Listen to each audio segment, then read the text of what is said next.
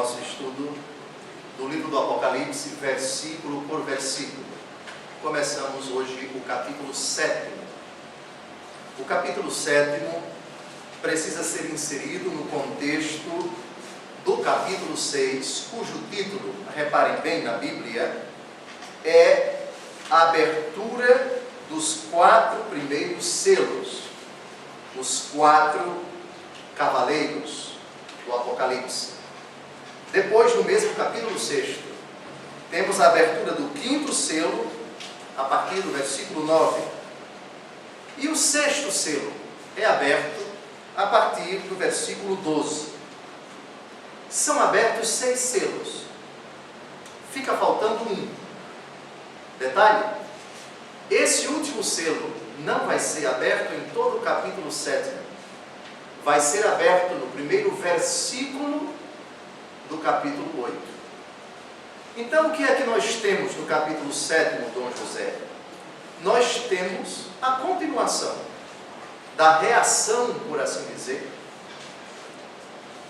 da igreja aqui na terra e também no céu, diante do que Deus já revelou com a abertura desses 6 selos. São 7 selos. Deus revela, por assim dizer, a totalidade do seu plano, da sua vontade, do seu desígnio para a humanidade. Abrir o selo significa revelar o segredo. O selo é o símbolo do sigilo. É o símbolo, a garantia de que aquilo que está naquele recipiente selado é sigiloso, é oculto, não pode ser aberto, não pode ser dado a conhecer às pessoas. Deus mesmo é o Cordeiro, é o próprio Jesus Cristo quem vai abrindo os selos. Ou seja, Jesus dá a conhecer paulatinamente à sua igreja qual é o plano de Deus, o desígnio de Deus, aquilo que espera a humanidade até o desfecho de sua história. Então, reparem, será todo um capítulo em que não se falará de selo. É um preâmbulo, por assim dizer. É um prelúdio do último selo. E o último selo vai provocar uma expectativa tão grande que vai provocar meia hora de silêncio no céu. Dê uma olhada no primeiro versículo do capítulo 8. Vamos começar agora o capítulo 7. Mas dê uma olhada no primeiro versículo do capítulo 8. Quando enfim abriu o 7º selo, fez-se silêncio no céu cerca de meia hora. Aí vai começar uma outra etapa, a etapa das trombetas. 7 selos preparam 7 trombetas. Significam o que, Dom José, as 7 trombetas? Deixemos isso para o capítulo 8. Então, somente para inserir o capítulo 7 nessa dinâmica. O capítulo 7, por assim dizer, faz com que a igreja afirme: já sabemos qual é praticamente todo o plano de Deus para a história da humanidade. Mas falta um quê? Falta a última coisa, o arremate. E esse arremate vai provocar espanto, expectativa, silêncio, perplexidade, ansiosidade em todo o céu. Silêncio no céu por meia hora. Por meia hora. Começamos assim o capítulo 7. Versículo 1. Depois disso, isto é, depois da abertura dos 6 selos, vi 4 anjos que se conservavam em pé nos 4 cantos da terra, detendo os 4 ventos da terra, para que nenhum vento soprasse sobre a terra, sobre o mar ou sobre árvore alguma. Começa assim o capítulo 7. 4 anjos. Essas personagens já foram citadas. Os anjos são os mensageiros de Deus, quando eles atuam junto aos homens, mas também são executores das ordens de Deus. A carta aos Hebreus tem uma definição muito bonita dos anjos.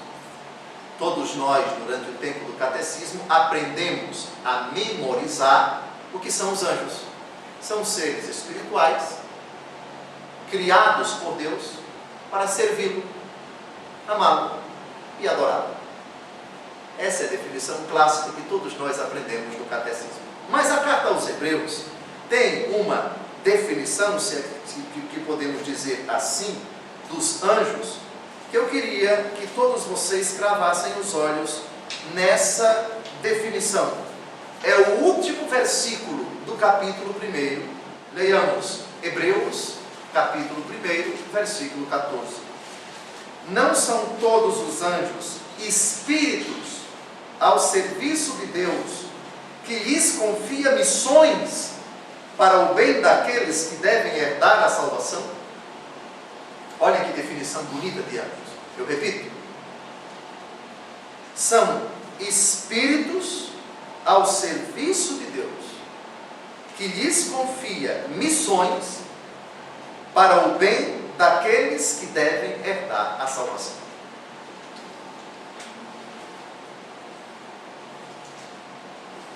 Quatro anjos. Eles se conservam em pé. Atenção, os anjos são espíritos, mas espíritos que, pela graça de Deus, por uma especial permissão de Deus, podem, em alguns momentos, se materializar. É lógico que um espírito não pode se conservar em pé. Em pé supõe materialidade. E matéria supõe as três dimensões: altura, largura, comprimento. Aqui, lembrem-se, nós estamos no contexto de um êxtase, de uma visão do visionário, do vidente, São João, apóstolo e evangelista. Se ele não visse os anjos, ele não poderia colocar por escrito. Deus permitiu que esses anjos se materializassem. Essa prerrogativa é uma especial concessão de Deus. Ordinariamente, os anjos são invisíveis. Os nossos anjos da guarda, os querubins, os serafins, os tronos, as potestades, as dominações, os arcanjos, não é? As forças, etc., toda a hierarquia angélica, os anjos são espirituais. Tanto os anjos maus podem se materializar, quanto os anjos bons podem se materializar. O livro de Tobias é um exemplo clássico. Rafael se materializou e acompanhou Tobias ao longo de toda a sua demorada viagem, a pedido do seu pai, à casa de um parente para cobrar uma dívida. Portanto, atenção, conservavam-se em pé. Deve ser entendida essa expressão à luz do que eu acabei de falar. A expressão quatro cantos da terra, para quem sabe hoje que a terra é redonda, ou pelo menos alaranjada, não é redonda exatamente, mas é redonda, vamos chamá-la de redonda. Soaria como uma piada, mas lembremos-nos de algumas coisas. A visão cosmológica do mundo antigo é bem diferente da nossa. E o homem antigo pensava que a Terra não era uma realidade redonda, mas quadrada, e tinha quatro cantos. Ela era sustentada por colunas. Embaixo havia o Hades, a mansão dos mortos. Era uma visão da Terra e do espaço bem diferente da nossa. Mas é lógico que nós não é descontamos, mas é preciso inserir a palavra de Deus no horizonte de compreensão limitado do mundo bíblico, autor sagrado, que é um homem contextualizado, um homem que pensa segundo a sua época. Detendo os 4 ventos da terra. Então, nessa visão, a terra sendo quadrada, havia ventos que vinham do norte, do sul, do leste e do oeste. Para que nenhum vento soprasse sobre a terra, sobre o mar ou sobre árvore alguma. Primeiro, segurando os 4 ventos. Os ventos são criaturas de Deus. E Deus pode perfeitamente confiar aos seus emissários, aos seus mensageiros, aos seus servos, os anjos, a prerrogativa de dominar os ventos, de direcioná-los, de torná-los mais enfurecidos e assim por diante. Todos vocês sabem, na mitologia grega, quem é o Deus responsável pelos mares e pelas tempestades dos mares? Não sei se Netuno ou é Poseidon, é um desses 2 cidadãos aí. Pois é. Então, na mitologia grega, os ventos que provocavam maremotos, tempestades nos mares, etc., isso era prerrogativa desses 2 deuses. No mundo bíblico, não. Deus é o responsável, Deus é o autor, Deus é o Senhor de todos os fenômenos da natureza. E aqui, ele delega aos seus emissários, aos seus mensageiros, aos seus servos, essa prerrogativa de deter os 4 ventos. 4 ventos, isto é, os ventos ou o vento que vem de todas as direções. Como se eles estivessem segurando cães ferozes.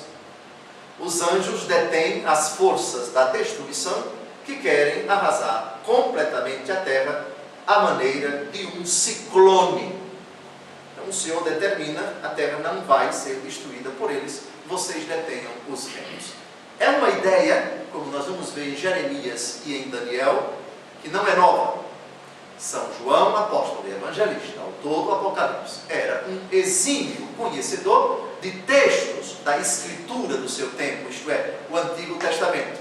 Vejamos Jeremias 49, 36. Mandarei vir sobre Elão os 4 ventos dos 4 cantos do céu, e esses ventos os dispersarei. Não haverá nação onde não cheguem fugitivos de Elão, uma nação inimiga de Israel. Uma desgraça que é anunciada contra esse povo que ameaçava Israel. Daniel, capítulo 7, de 2 a 3, assim se manifestou. Via do transcurso de minha visão noturna os 4 ventos do céu precipitarem-se sobre o grande mar. Surgiram das águas 4 grandes animais diferentes uns dos outros. A visão de São João, ela não traz em absoluto uma total novidade.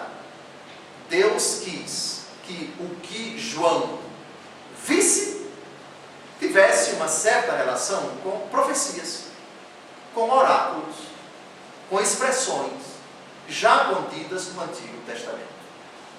Mas isso também nos ajuda a compreender a unidade das 2 Escrituras. O que São João viu, de certa forma, já fora profetizado, já estava anunciado nos oráculos 400, 500, 300, 200 anos antes de ele ter nascido. Próximo. Versículo 2. Vi ainda outro anjo subir do Oriente. É uma 5ª personagem. Aqueles 4 são responsáveis pelos ventos. Agora entra em cena um 5º anjo. Trazia o selo de Deus vivo e pôs-se a clamar com voz retumbante aos 4 anjos, aos quais fora dado danificar a terra e o mar, dizendo, vamos ver o que é que ele vai dizer no próximo versículo. O anjo que subia do Oriente, o oriental, e aqui não falo apenas de quem mora no Médio Oriente, Egito, Líbano, Jordânia, Israel, Síria, mas em todo o Oriente, China, Coreia do Norte, Coreia do Sul, Japão, etc. eles têm uma mentalidade comum no que diz respeito ao sol. Não somente as religiões reveladas, islamismo, cristianismo e judaísmo, mas as outras religiões também. Eles têm o lugar onde o sol nasce como uma referência. A referência de onde desponta Deus, de onde Deus começará a agir, ou a partir de onde Deus exerce o seu poder. Tanto é verdade, no caso dos islâmicos, que toda mesquita, ao ser construída, precisa ser direcionada a Meca. E os muçulmanos, ao fazerem as suas 5 orações, com todo aquele rito de se ajoelhar, como no templo de Jesus, Jesus se ajoelhava exatamente como os islâmicos se ajoelham hoje nas mesquitas, ou fora das mesquitas, voltados para o Oriente, voltados para o lugar onde o sol nasce. Meca e Medina, cidades sagradas. Jerusalém também é para os islâmicos. São cidades voltadas para o Oriente, voltadas para Meca, voltadas para a cidade sagrada do Islã. Mas os judeus também. Os cristãos chamam o sol, não o sol astro de quinta grandeza, mas o próprio Jesus Cristo, que é o sol nascente, é a estrela da manhã, expressão usada pelo Apocalipse acerca de nosso Senhor Jesus Cristo. Porque eles não rezam somente voltados para o Oriente, como fazem certos segmentos judeus voltados para Jerusalém, e os islâmicos todos, sem exceção. Porque para nós, Jesus Cristo é o verdadeiro sol. Onde 2 ou mais estiverem reunidos em meu nome, eu estou no meio deles. E também, eis que eu estou convosco todos os dias, até a consumação dos tempos. Então, para nós, não é necessário, não é exigido que ao fazermos a oração, nós nos voltemos para o Oriente. Porque o nosso sol é Jesus Cristo. Está claro? Jesus Cristo ressuscitado, a estrela da manhã, o leão da tribo de Judá, que está conosco presente na força do seu Espírito em todos os lugares da terra. Por isso, se eu rezo voltado para o norte, para o sul, para o leste, para o oeste, para o cristianismo, isso é irrelevante. Não existe uma norma da Igreja Católica obrigando os bispos e os bispos obrigando os padres a construírem igrejas voltadas para o Oriente. Absolutamente não. Porque o nosso sol é Jesus Cristo. E ele despontou do túmulo vazio. Essa é a referência. Muito bem. O anjo que subia do Oriente, promessa de salvação, pois surge o sol nascente, onde a esperança dos judeus supunha estar o paraíso do fim dos tempos. Lembrem-se, São João é apóstolo, é cristão, mas é judeu também. E um judeu da última hora, vamos dizer assim.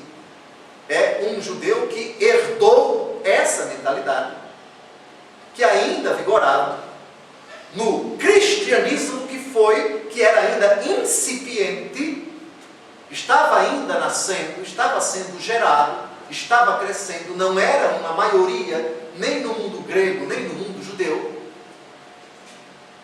Então, nesse sentido, a visão se compreende perfeitamente. Lógico que tudo que diz respeito ao sol, nós vamos entender como um significado da pessoa do Cristo que brilha no céu e em todo o universo. O selo do Deus vivo, marca com a qual deve assinalar os eleitos antes que se inicie uma nova tribulação. Selo, os 6 selos que já foram abertos são diferentes do selo que esse anjo traz consigo. Porque os selos do capítulo 6 se referem ao segredo que é dado a conhecer. Já esse selo aqui, que não é o último selo que vai ser aberto, esse só vai ser aberto no capítulo 8º, é uma marca que vai ser impressa nos eleitos, naqueles que pertencem a Cristo. Isto é, a tribulação vai acontecer, mas os eleitos serão selados, serão marcados, e essa marca, ela vai identificar aqueles que pertencem a Cristo, de sorte que esses não vão perecer durante a tribulação. Por falar nisso, para nós compreendermos esse selo, nós temos que voltar no tempo. Nós temos que voltar 2.500 anos antes de São João, apóstolo e evangelista. Exatamente no livro do Êxodo. O que foi que o Senhor Deus determinou? Aqui vocês vão responder brincando. O que o Senhor Deus determinou aos hebreus na noite da Páscoa? Viria um anjo exterminador. Esse anjo passaria por todas as casas do Egito. Porém, se a casa dos hebreus tivessem um sinal no dintel, ou seja, dintel como se chama? O alpendre. Essa parte. É o alpendre. Umbral. Se tivesse um sinal, o anjo exterminador não entraria e, lógico, não mataria o primogênito, o filho mais velho daquela casa.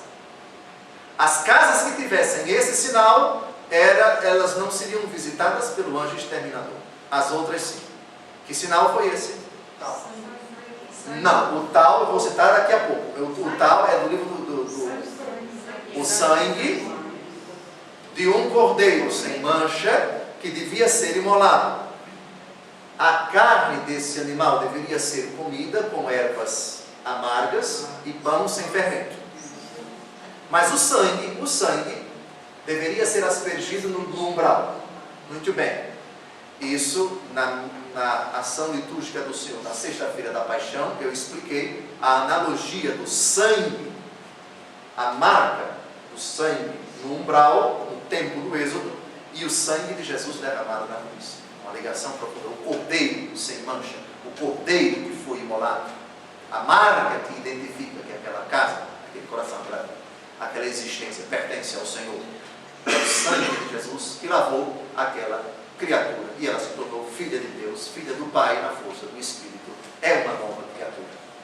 Pois bem, então, esse selo, essa marca, ela tem as suas origens, ela tem a sua fonte lá no livro de Ezequiel, capítulo 9. Não por acaso é um capítulo que anuncia o castigo que vai se abater sobre Jerusalém. Depois ouvi gritar com voz forte: aproximai-vos, vós, os guardas da cidade, trazendo cada um de vós um instrumento de destruição. Surgiram então do pórtico superior que olha para o norte 6 homens trazendo cada um na mão um instrumento de destruição. Encontrava-se no meio deles um personagem vestido de linho, trazendo à cintura um tinteiro de pé de escriba. Entraram para se colocar de pé ao lado do altar de bronze. Então a glória do Deus de Israel se elevou acima do querubim onde repousava até a soleira do templo.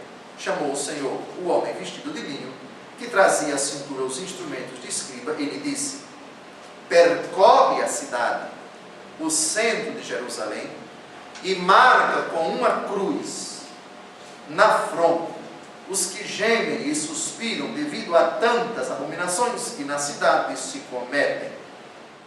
Esses vão escapar do castigo. Versículo 6. Velhos, jovens, moços, moças, crianças e mulheres, matai todos, até o total extermínio. Precavei-vos, todavia, de tocar em quem estiver assinalado por uma cruz. Então temos 2 precedentes no Antigo Testamento. No tempo de Moisés, o sinal no dintel, no umbral, o sangue. O sinal que preserva quem está dentro daquela casa da destruição. E aqui o tal, a tradução literal é tal. O tal é a letra grega que se parece com o nosso T, que é símbolo da cruz. A cruz é em forma de T. Muito bem. Então, Isso é importante para nós compreendermos porque esse anjo vai trazendo um selo. Caríssimos, vejamos agora que selo é esse. Continue. Não danifiqueis a terra, nem o mar, nem as árvores, até que tenhamos assinalado os servos de nosso Deus em suas frontes. É um anjo que tem um selo, que se dirige aos 4 anjos, dos 4 cantos da terra, que estão domando, que estão contendo os 4 ventos, dos 4 cantos da terra. Vocês não vão danificar a criação, até que tenhamos assinalado os servos de nosso Deus em suas frontes. O que significa isso? Marcar a fronte dos servos significa que eles pertencem e integram a casta dos eleitos, dos escolhidos por Deus. Estão protegidos. Deus promete proteger os seus diante dessa tribulação que está para se abater sobre a terra. A partir desse momento, começam as divagações. Primeiro, que selo é esse? É na testa, materialmente falando? É em outra parte do corpo? É um sinal visível? Vamos dar uma dica com o Evangelho segundo João daqui a pouco. O texto se inspira em Ezequiel 9, de 2 a 7. Já falamos do tal, já falamos da cruz. Jerusalém vai ser destruída, poucas pessoas vão escapar. Apenas aquelas que estiverem com uma marca na fronte, um tal, uma cruz. Com esta atividade simbólica do anjo, Deus não está prometendo aos seus que serão preservados da tempestade, mas que nela e através dela serão salvos.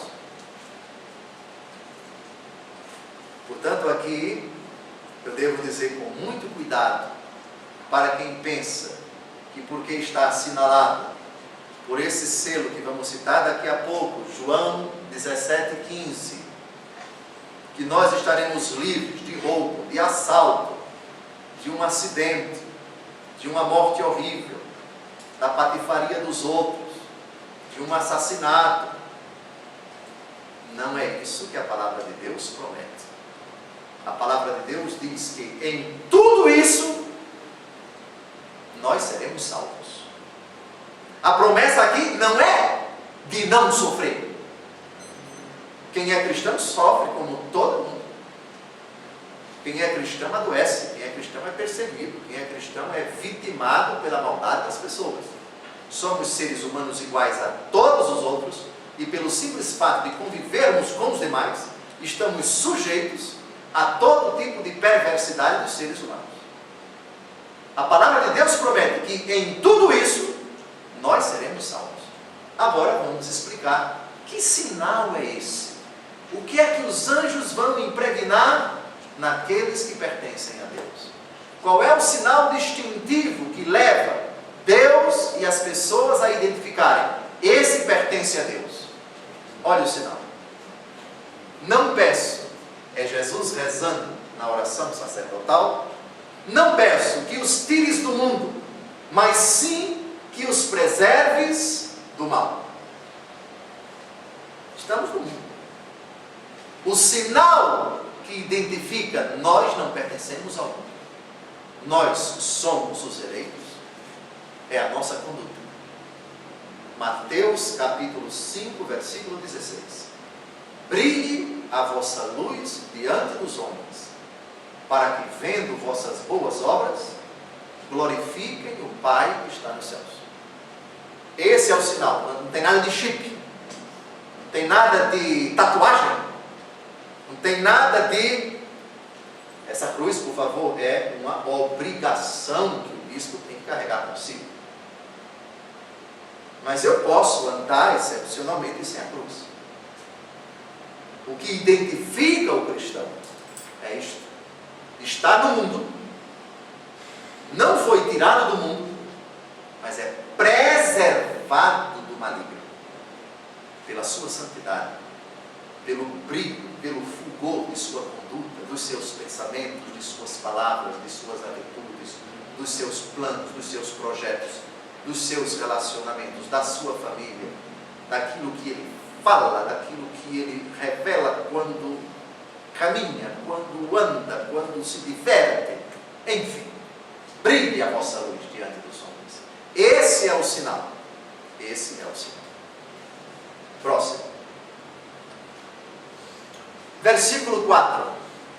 Portanto, a finalidade, o papel desse anjo é dizer: eu vou assinalar todos aqueles que pertencem ao Senhor. Esse vai ser o sinal destituído. Que a morte vai ceifar a existência terrena deles, vai, como vai ceifar a vida de todos os que pertencem ao demônio. Aqueles que não querem ser preservados pelo demônio. Mas a questão não é sofrer ou não sofrer. A identificação, a distinção entre os que pertencem a Jesus e os que pertencem ao maligno está no âmbito da conduta. Está no âmbito do seu pensar, do seu querer, do seu agir, do seu falar. Isso é que o distingue. E aqui para nós não é muito difícil identificar quem é de Deus, quem caminha na verdade, quem tem o dom do discernimento, ou quem o suplica, sabe que recebe e é capaz de distinguir. Não precisa muito tempo não. Pode se enganar, porque o ser humano é hábil na arte de enganar, de representar, de teatralizar, etc. Mas a árvore, disse Jesus, se conhece pelos frutos. Aí está o sinal. Esse é de Deus, por ser verdadeiro, por ser honesto, por ser decente, por ser fiel, por ter caráter, por ter virtudes, a fé, a esperança, a caridade e tantas outras virtudes menores, mas também virtudes que integram o patrimônio revelado. Ouvi então o número dos assinalados, 144 mil assinalados de toda a tribo dos filhos de Israel. Ouvi? Alguém falou? Provavelmente. Quem falou? Não sabemos. O anjo que aparece com o selo, talvez tenha sido ele quem informou, ou quem gritou, quem bradou. Ouvi. Não é dito quem. O número dos assinalados, dos eleitos, daqueles que pertencem a Deus. Agora, é preciso voltarmos ao início do livro do Apocalipse para recordarmos aquela palavrinha que está no capítulo 1, versículo 20. Eis o simbolismo das 7 estrelas que viste na minha mão direita e dos 7 candelabros de ouro, etc.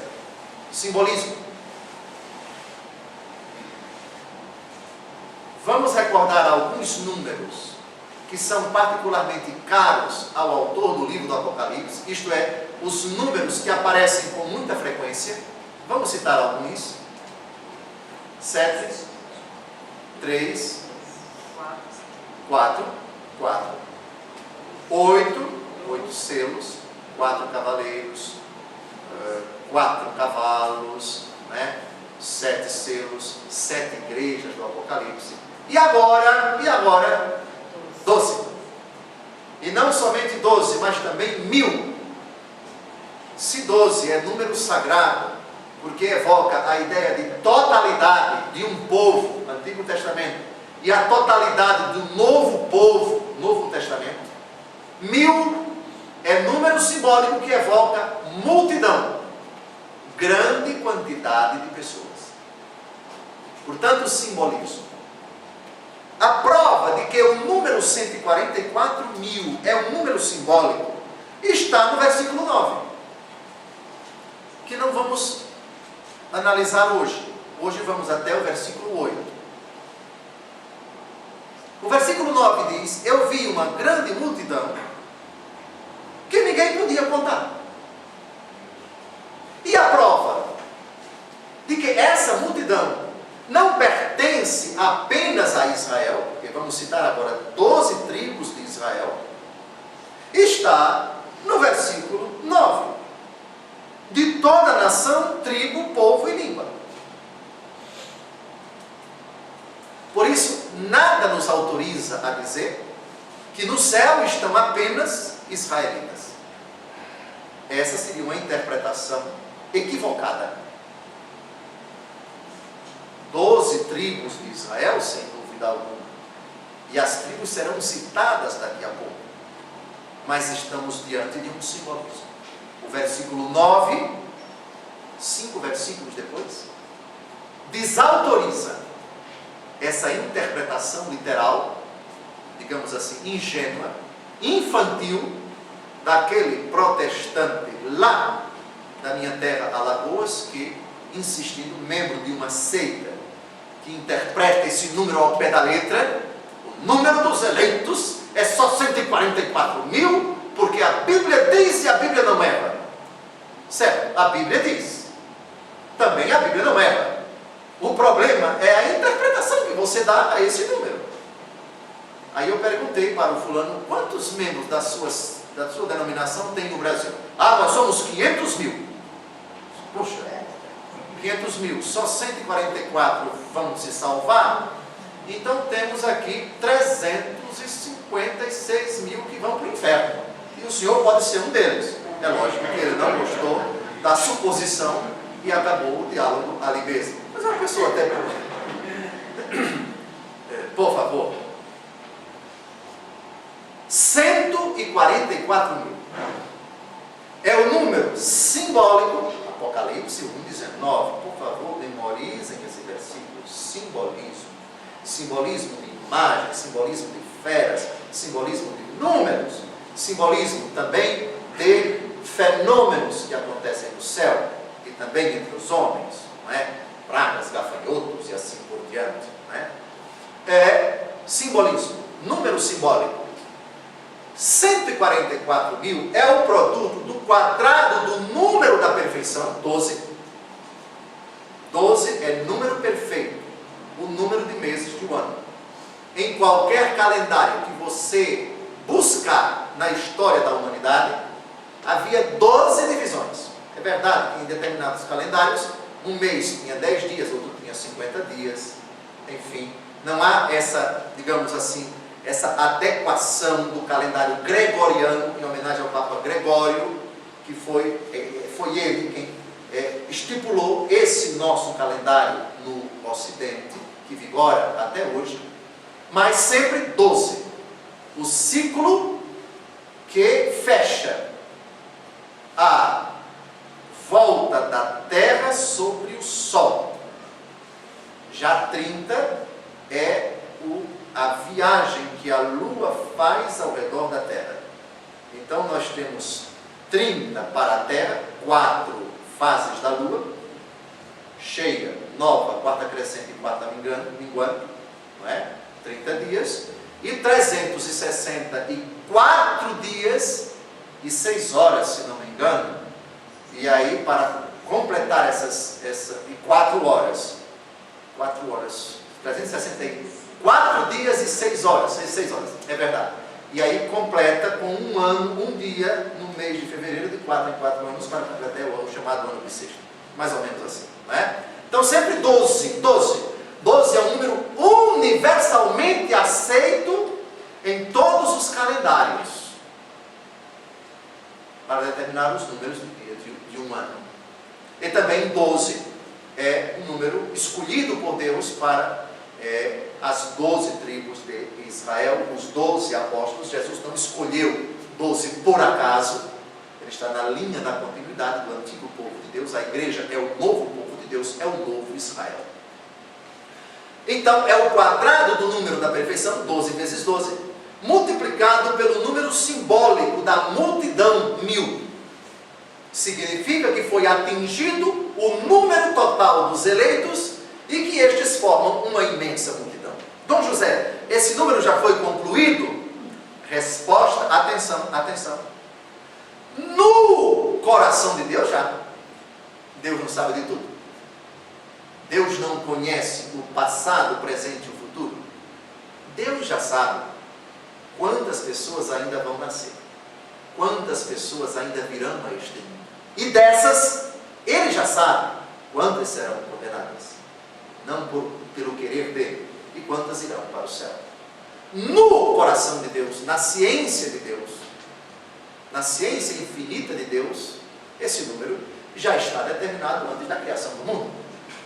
Porém, na história dos homens não. Porque a moça que entrou em trabalho de parto e se internou no hospital e vai dar à luz, a criança ainda não nasceu. E se o mundo não acabar nos próximos 10 ou 15 ou 20 anos, milhões e milhões de pessoas vão nascer. Estipula-se, estima-se que 30 mil pessoas por segundo nascem no mundo. Nascem, é pouco. Se nós considerarmos um horizonte de 7 bilhões e tantos milhões de pessoas, e também se considerarmos que mais ou menos esse tanto, talvez um pouco menos, porque a taxa de natalidade do planeta Terra, sempre nos últimos, desde quando se teve uma estatística plausível, verossímil, passou a ser divulgada anualmente. Hoje nós sabemos isso pelo site da ONU e outros sites também, 30 mil pessoas por segundo nascem, 28 mil ou 29 mil por segundo morrem, e aí nós temos uma humanidade que cresce vertiginosamente no número de fiéis. Pois bem, então não terminou ainda, porque muita gente ainda vai nascer. Até o dia que nosso Senhor Jesus Cristo determinar, não quero mais ninguém, chegou a hora de arrematar a história dos homens. Muito bem, então, espero que tenha ficado claro o significado de 144 mil. Agora, eu pedi a vocês, antes de começarmos o nosso encontro, que deixassem marcado aí o capítulo 49 do livro do Gênesis. Esse capítulo trata da despedida do velho Jacó, que depois de ter lutado com o anjo, teve o seu nome mudado por Deus para Israel. Jacó chama os seus filhos. Todos eles se reúnem perto do velho moribundo, já está morrendo. E conforme o costume da época, o pai está se ultimando, chama todos os filhos para as últimas palavras, a última bênção, as últimas recomendações, etc, etc. O que temos aqui no capítulo 49 é uma profecia. A profecia mais importante, evidentemente, qual é?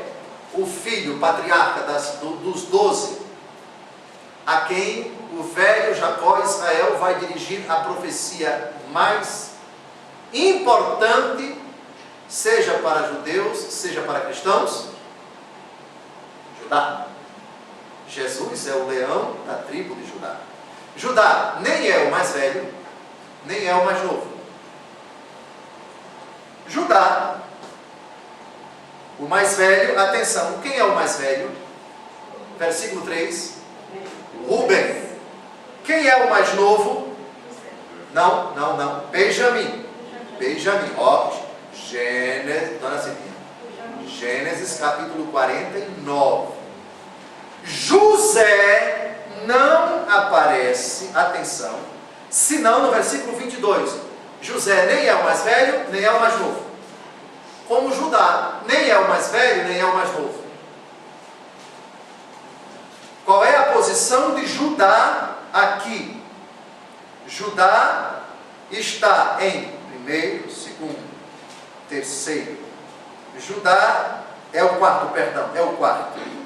Primeiro Rúben, depois, versículo 5, Simeão e Levi, depois Judá. Ok? Muito bem. José está lá no ponta de rama, mas não é o caçula. O caçula é Benjamim. Muito bem. Então vejam a ordem do capítulo 49. Jacó, o velho Jacó, Israel, começa a dirigir palavras a todos os seus filhos, começando do mais velho, Rúben, o mais velho. Agora deem uma olhada no Apocalipse. Quem é o primeiro citado?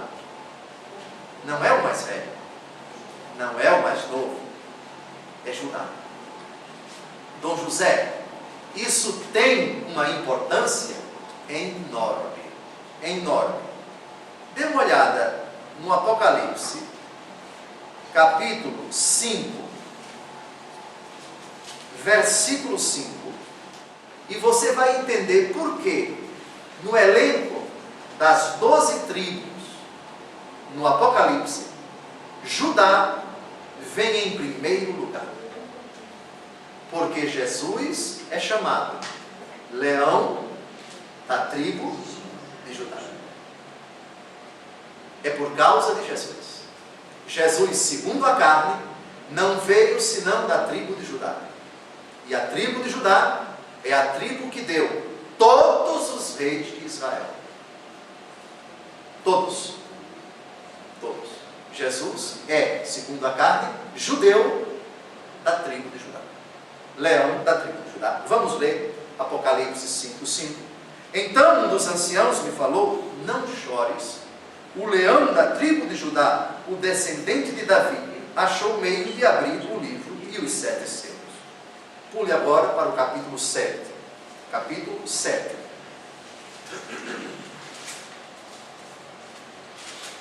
De novo, vamos retomar o versículo 4 e vamos seguir avante. Ouvi então o número dos assinalados, 144 mil assinalados de toda a tribo dos filhos de Israel. Da tribo de Judá, 12 mil assinalados. Depois vem Ruben, que é o mais velho. O mais velho vem em segundo lugar. Da tribo de Ruben, 12 mil. Da tribo de Gade, 12 mil. Da tribo de Aser, 12 mil. Da tribo de Neftali, 12 mil. Da tribo de Manassés, grave o versículo 6. Porque aqui temos um adorável intruso. Um adorável intruso. E ele vai substituir um dos filhos citados em Gênesis 49, que não foi citado aqui, e certamente vocês vão descobrir para ganhar uma passagem ida e volta para a França, a pé, evidentemente. Se vocês descobrirem quem foi esse dos 12 patriarcas que não foi citado, foi excluído. E depois, por que foi excluído? E no lugar dele foi colocado Manassés. Versículo 7. Da tribo de Simeão, 12 mil. Da tribo de Levi, 12 mil. Da tribo de Isacar, 12 mil. Da tribo de Zabulon, 12 mil. Da tribo de José, 12 mil. Da tribo de Benjamim, o caçula, 12 mil. Agora vocês vão confrontar Gênesis 49 com Apocalipse 7, para descobrir quem foi dos 12 filhos o excluído. Confrontem Gênesis 49. Não, Judá foi citado, minha filha. Judá foi citado, foi o primeiro. José foi citado no versículo 8. Foi Dan? Dan. Matou a charada? Dan. Fala que será como uma cobra. Pronto. Já vamos matar a charada. O começo da explicação está na própria profecia. Gênesis 49. Gênesis 49. Versículo 16 e versículo 17. Dan julgará seu povo como uma das tribos de Israel. Dan será uma serpente no caminho, uma cobra na estrada, que morde a pata do cavalo e derruba o cavaleiro. Mas o que foi que Dan fez de tão grave que levou São João a excluir esse coitadinho? Ele fez coisas graves. A primeira delas está no livro dos Juízes, que eu pedi para vocês marcarem, lá no capítulo 18. No capítulo 18 do livro dos Juízes. Não vamos fazer a leitura agora, mas em poucas palavras, eu vou dizer para vocês: a tribo de Dan invade uma região que pertencia a um povo pacífico. Só que esse povo adorava um ídolo. Dan, então, os integrantes, os guerreiros da tribo de Dan, invadem essa terra, levam o sacerdote que cultuava, que realizava cerimônias para esse Deus, levou esse sacerdote, levou o ídolo, a estátua, que representava o Deus deles, e levou para a sua terra e passou a adorar esse Deus. Reparem o finalzinho do capítulo 18 dos Juízes, a partir do versículo 27. Desse modo tomaram os danitas a obra que Micas tinha feito, juntamente com seu sacerdote, atacaram então Lais, um povo pacífico e seguro, passaram ao fio da espada e queimaram a cidade. Não houve quem a salvasse, porque estava longe de Sidom, e não tinham relações com ninguém. Esta cidade estava situada no vale, pertencente a Bet-Hur. Os danitas reedificaram a cidade e habitaram, chamando a cidade de Dan, nome de seu pai, que tinha nascido de Israel, a cidade chamada primitivamente Lais. E erigiram em seguida o ídolo. Olha aqui o problema. Dan foi uma tribo que apostatou, que trocou o Deus de Israel por um ídolo. Mas não é só isso. Vamos agora ao primeiro livro dos Reis, capítulo 12. Primeiro livro dos Reis, capítulo 12. O cisma das 10 tribos de Israel, até a morte de Salomão, filho de Davi. Israel era uma confederação de tribos, era um reino unido, Todas as tribos eram unidas em torno do rei que residia em Jerusalém. Ocorre que Salomão teve muitos filhos. O mais velho, Roboão, que tinha vários irmãos. O segundo, na linha da sucessão, era Jeroboão. Jeroboão, irmão de Roboão. Jeroboão, desde cedo, passou a nutrir ódio pelo irmão. Tão logo o seu pai morreu, Jeroboão conseguiu convencer os chefes de 10 tribos a se separarem da tribo de Judá, no sul. E houve o cisma. Jeroboão, então, da Samaria para cima, fez o reino do norte, o reino de Israel. Então Israel ficou uma nação dividida, 2 reinos. Reino do norte, Israel, capital Samaria. Reino do sul, capital Jerusalém. Jeroboão, espertamente, para impedir que o povo fosse adorar Deus no único templo feito pelo seu pai, Salomão, o que foi que ele fez? Construiu 2 templos, um em Dan e outro em Betel. Dan, a tribo que apostatou, a tribo idólatra. Leia, por favor, versículos de 29 a 30. Pôs um bezerro em Betel e outro em Dan. Que bezerro, Dom José? Leia o versículo 28. Depois de ter refletido bem, o rei mandou fazer 2 bezerros de ouro e disse ao povo: basta de peregrinações a Jerusalém. Eis aqui, ó Israel, o teu Deus retirou do Egito. E pôs um bezerro em Betel e outro em Dan. Isso foi uma ocasião de pecado, porque o povo ia até Dan para adorar um desses bezerros. Entenderam? Porque São João excluiu Dan e colocou no lugar um dos filhos de José, aquele que foi para o Egito vendido como escravo. Um dos filhos de José, Manassés. Manassés não está na relação. Manassés é neto de Jacó, também chamado de Israel. O neto de Israel, no caso o sobrinho de Dan, vai substituir na relação o seu tio, porque Dan foi excluído. Nação idólatra. Muito bem. Então, chegamos ao versículo 8. A partir do nosso próximo encontro, nós vamos dar continuidade, Apocalipse capítulo 7, versículos de 9 até 16. Certamente, no encontro que vem, nós terminaremos esse capítulo. Boa noite.